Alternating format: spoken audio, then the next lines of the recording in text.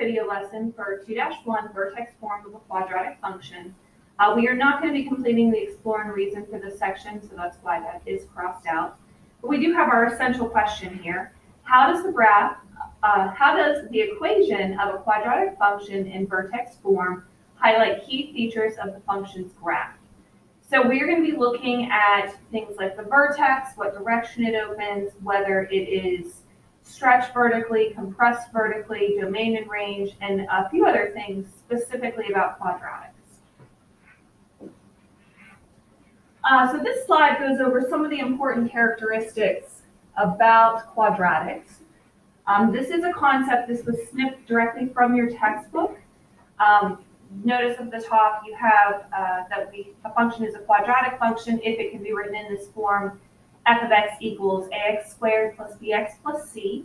That is actually called standard form, and that's going to be the focus of 2-2, even though we are going to reference that a little bit in 2-1. The graph name is a parabola, so that U shape, either opening up or opening down, is a parabola.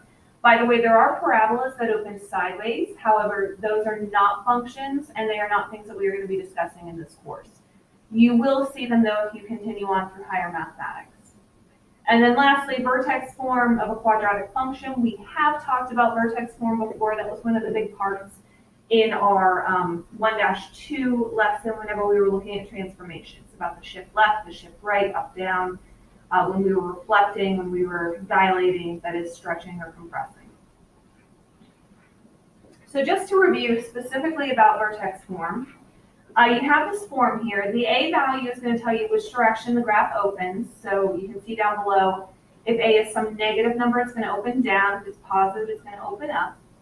And it's also going to tell you whether your graph is stretched or compressed. So all of the stretches and compressions we do are going to be vertical. So if A is some number that's bigger than 1, assuming that you ignore the negative if it's there, then it is going to be stretched vertically. If it is some type of fraction, it's going to be compressed vertically. H is your horizontal translation, that's your left or right. K is the vertical translation, up or down. And that brings us to this example 1. We want to know how the transformations of the graph of f of x equals x squared, and that's what I have down below, so I am going to scroll here. How are they related to an equation representing another quadratic function? So we're basically going to say, how do we change the parent to get the equation in A? How do we change the parent to get the equation in B? Okay, so there's my A value. You can see here, this black function is the graph of the parent. If we look at the equation, I see this +2 in the parentheses there. That is an H value, and remember the H is actually opposite. My H value is -2. So this graph would be moving to the left 2. We have a negative out in front, which means this graph is reflected over the x-axis. And then we also have an A value of 1/2, which means this is going to be vertically compressed. And it's actually going to be vertically compressed by 2. I know 1/2 is the value there, but it's going to be squeezed down by a factor of 2. So it's actually going to be twice as wide as the original function. So if I move this graph left 2, that puts me over here at -2.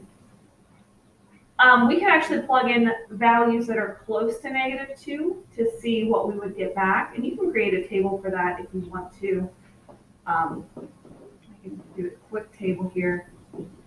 So -2, 0. So I could plug in, -1 and 0 and -3, -4. The nice thing about quadratics is they are symmetric. So if you plug in the one side, the other side is going to give you the same thing. So if I plug in a -1 here, -1 plus 2 is 1, squared is still 1, times a -1/2 is -1/2. Well, -3 is on the other side. It's the same distance away as -1 is from the center. So -3 is also going to give me 1/2. So those two values are there. If I plug in a 0, 0 plus 2 is 2, squared is 4, times a negative 1/2 is negative 2. And that's going to be the same thing as when you plug in a negative 4. And then I can go through and connect my dots, and I get this nice U-shaped parabola there. Okay, part B. We have a new function, j of x. I do have an h value of a positive 1, so that means that this graph is going to be moving to the right 1. My k at the end is negative 3, so it's also going to be moving down 3. And then the 2 out in front, there's no negative, so this is not reflected in any way. But because that 2 is a whole number bigger than 1, that means that it is going to be vertically stretched. Vertically stretched there. So that means that it's going to be a lot skinnier than what the original function was. And I actually need to scroll a little bit because my video is in the way of the graph that I have here. So just remember, write 1, down 3. So write 1, down 3. That's going to put me right there. I'm going to recopy the j of x equation down here. And that way I can plug in my x's and y's here. So I'm going to take the values that are close to my 1. So I have 1, negative 3.